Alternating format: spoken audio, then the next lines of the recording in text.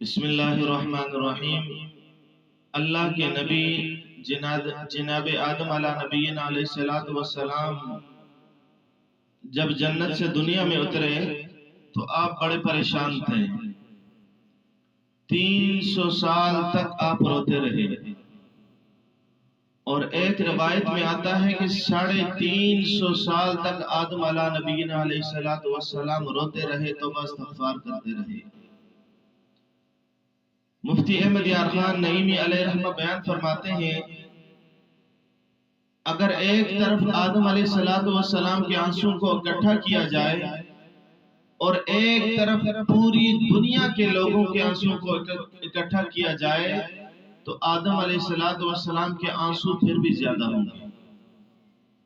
یعنی اس قدر آپ روئے اللہ کی بارگاہ میں، آپ کی توبہ قبول ہوئی، لیکن ایک پریشانی یہ تھی کہ آپ کا جسم سیاہ ہو چکا تھا،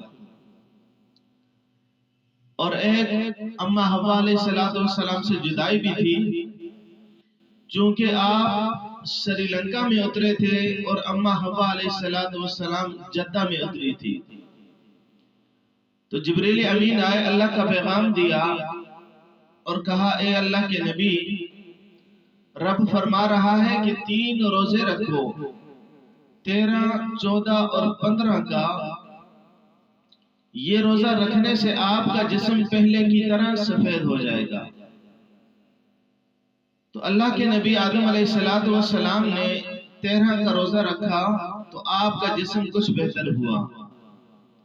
پھر آپ نے 14 کا روزہ رکھا، آپ کا جسم مزید بہتر ہوا۔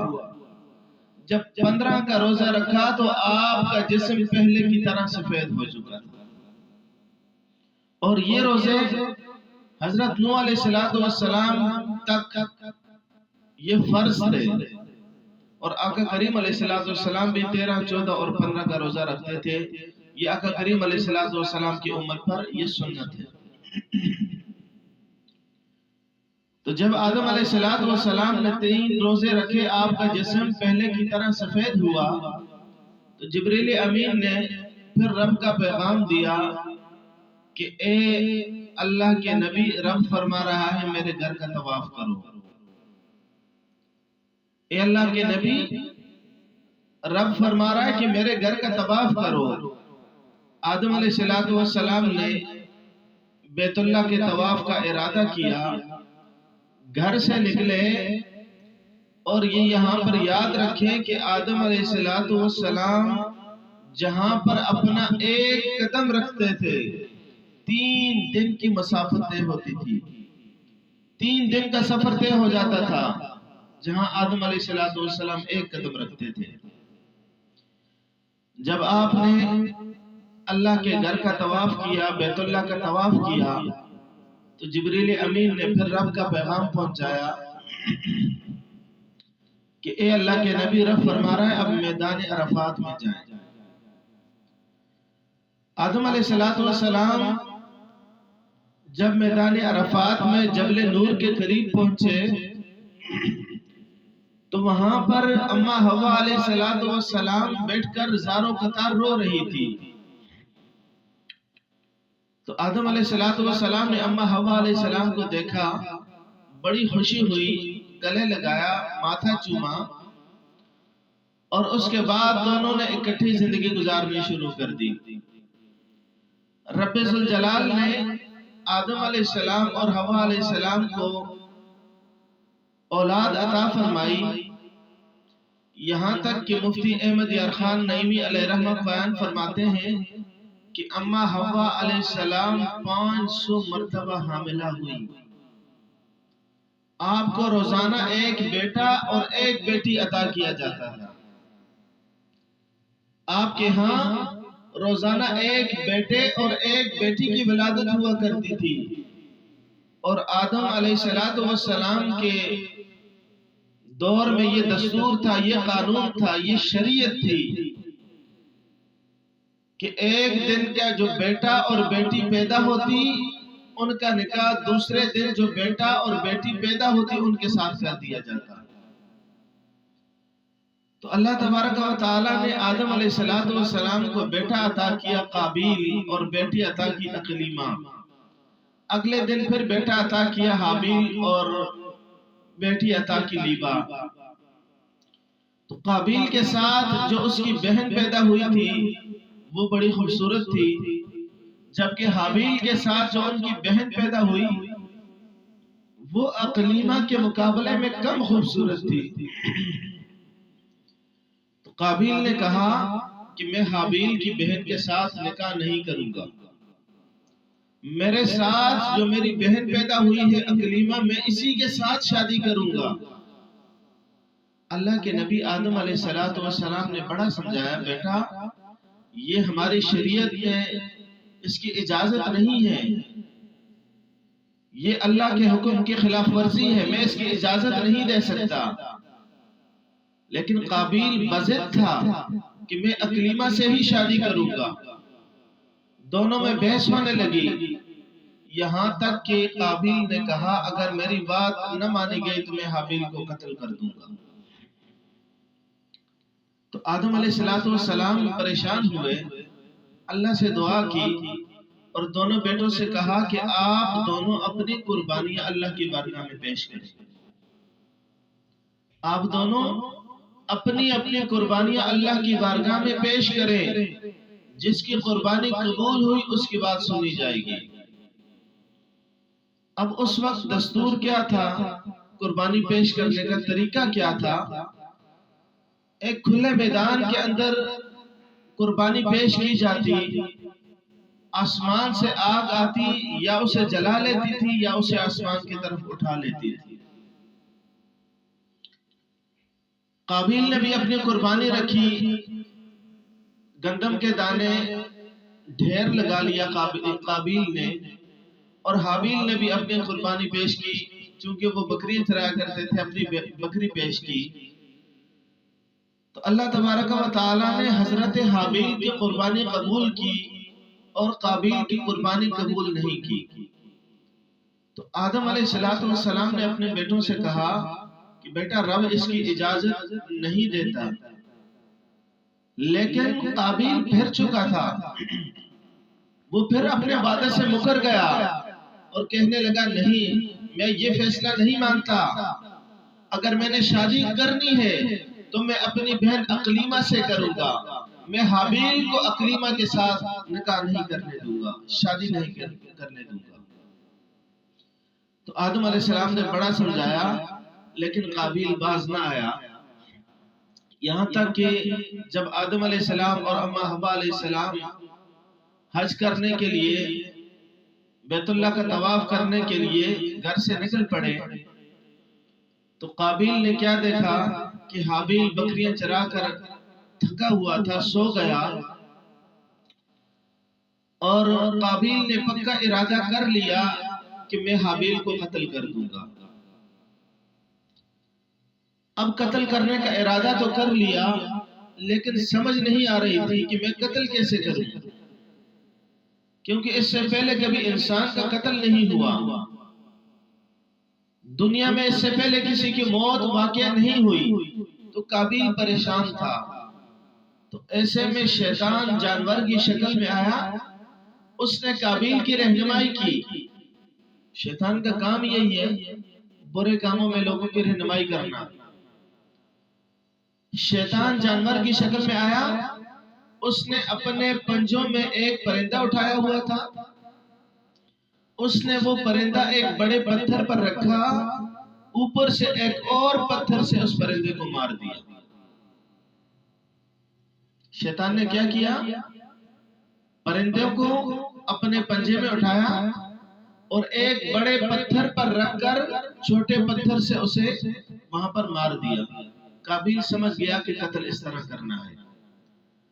تو آپ نے ایک بڑا پتھر اٹھایا اور قابیل کو اس سے ہلاک کر دیا. اب ہلاک کرنے کے بعد قابیل کو سمجھ نہیں آ رہی تھی کہ میں اس لاش کا کیا کروں.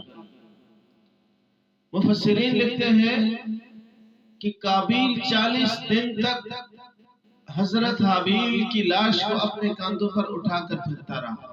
40 دن تک.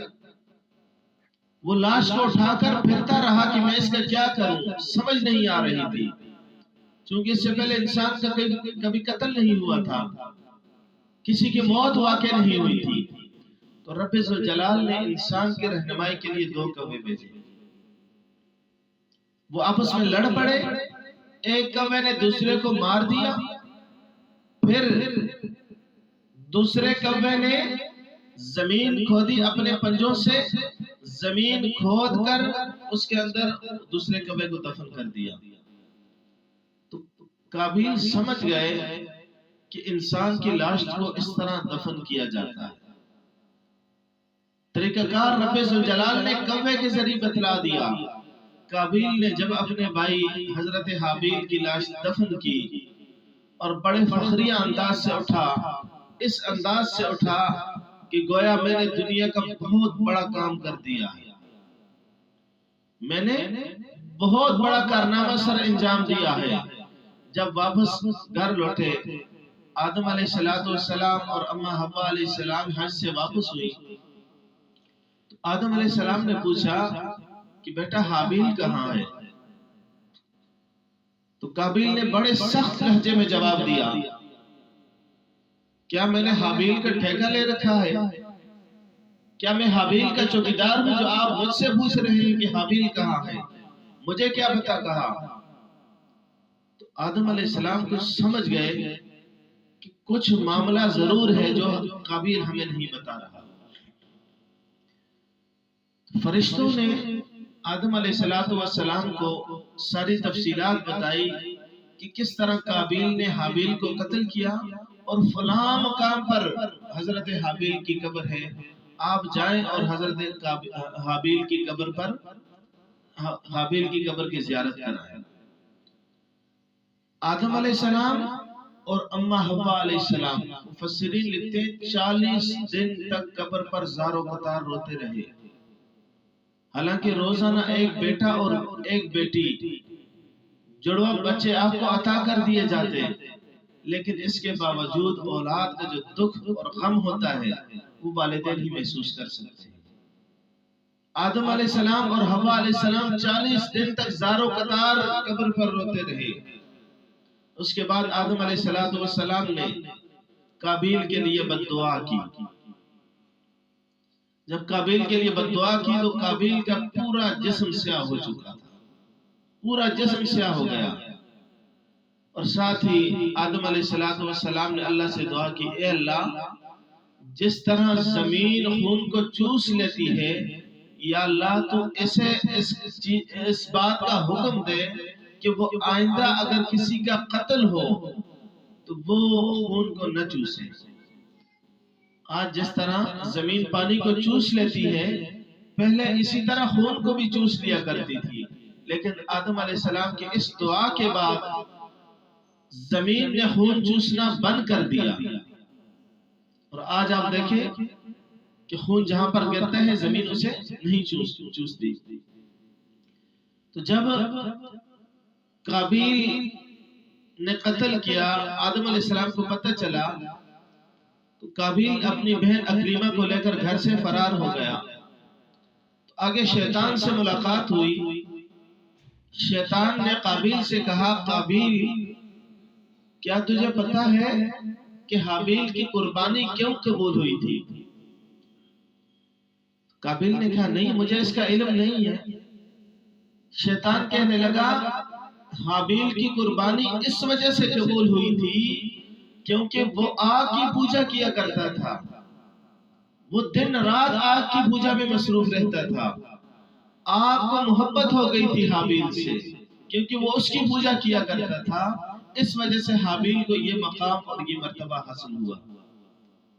اے قابیل، اگر آپ بھی اللہ کی بارگاہ میں مقبول ہونا چاہتے ہیں، یہ مقام اور یہ مرتبہ حاصل کرنا چاہتے ہیں، تو آپ بھی آگ کی پوجا شروع کر دیں، رب ذوالجلال آپ کو بھی یہ مقام اور یہ مرتبہ عطا فرمائے گا۔ دنیا میں پہلا جو قتل ہوا تھا وہ اس بدبخت قابیل نے کیا تھا، اور دنیا میں جو پہلا مشرک تھا وہ بھی یہ قابیل تھا، اس نے آگ کی پوجا شروع کر دی۔ आग की पूजा शुरू कर दी। दिन ब दिन काबिल का चेहरा बिगड़ता जाता, यहाँ तक कि जब आपकी मौत का वक्त करीब आया, मौत से चंद दिन पहले अल्लाह तबारक व तआला ने काबिल से उनकी बीनाई वापस ले ली, आंखों की रोशनी वापस ले ली। काबिल नाबीना हो गया और काबिल के बेटों ने पत्थर मार मार कर उसे हलाक कर दिया। ये काबिल का अंजाम हुआ। अपने भाई को पत्थर मार कर हलाक किया, अल्लाह की नाफरमानी की, अपनी बहन अकलीमा से शादी की, अल्लाह के हुक्म की खिलाफ वर्जी की और अल्लाह तबारक व तआला ने उसका अंजाम उससे बतला दिया। अल्लाह तबारक व तआला से दुआ है कि हम सबको अमल पैरा होने की तौफीक नसीब फरमाए और हसद जैसी बीमारियों से अल्लाह हम सबको महफूज करे। आप अहबाब से भी गुजारिश है कि हमारे YouTube चैनल को सब्सक्राइब करें और घंटी के बटन को दबाएं ताकि जो भी हमारी नई वीडियो आएगी वो आप तक जल्द से जल्द पहुंच जाए।